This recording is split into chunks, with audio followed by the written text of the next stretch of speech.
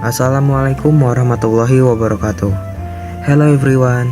Before we started, let me introduce myself.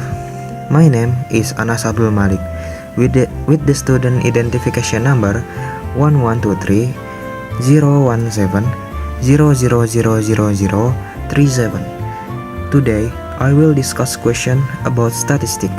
Before that, I will explain a little of the material. Statistics is the study of how to plan, collect, analyze, then interpret, and finally present data. In statistics, there are three main materials that must be understood, including the mean or average, median, and mode.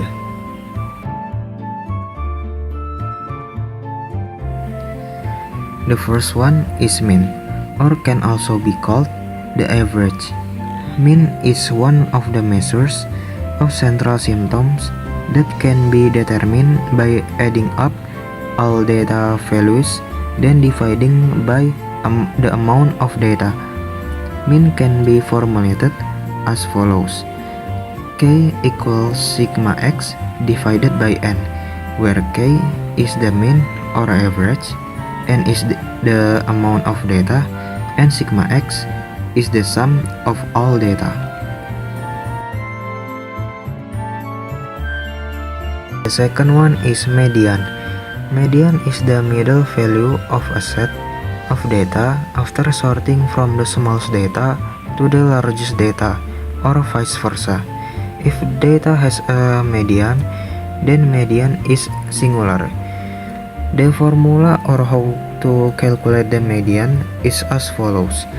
Median formula for odd number of data, mi equals data 2 open brackets n plus 1 close brackets divided by 2. Median formula for n even number of data, mi equals open square brackets data 2 open brackets n divided by 2 close brackets plus data 2 open brackets n divided by 2 close brackets plus 1 close square brackets divided by 2.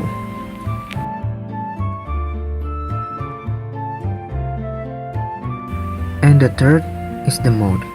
The mode is the most frequently occurring data. The mode is a measure of centering to express the phenomenon that occurs most. A set of data obtained, it is possible to have a mode value that is not single or may not have it.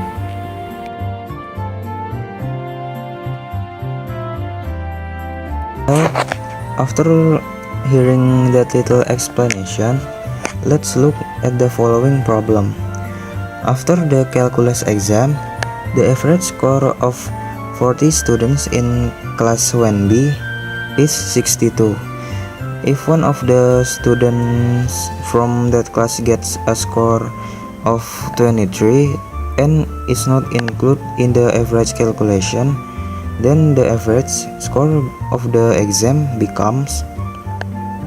So, in the problem we are asked to find the average score if one of the student is not included.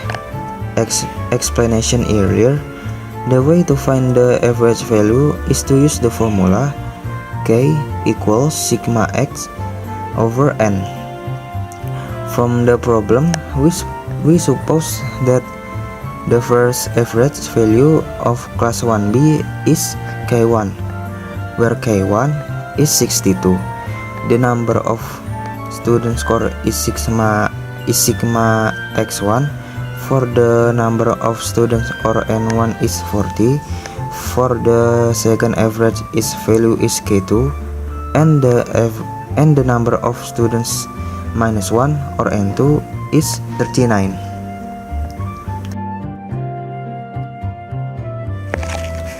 First, we find the value of the exam of the values, which we use the formula K1 equals sigma x1 over n1. Because what we will find is the number of student grades, then we change the formula into sigma x1 equals k1 times n1. Then we input k1 is 62 times n1, that the n1 is 40. Then the result is 2480. From here we get the total score of class 1B is 2480. Because what we will find is the average score if one student doesn't participate, then we reduce the number of the score by 23. Then we input 2480 minus 33. Then we got the result 2457. Here we assume that 2457 is sigma x2.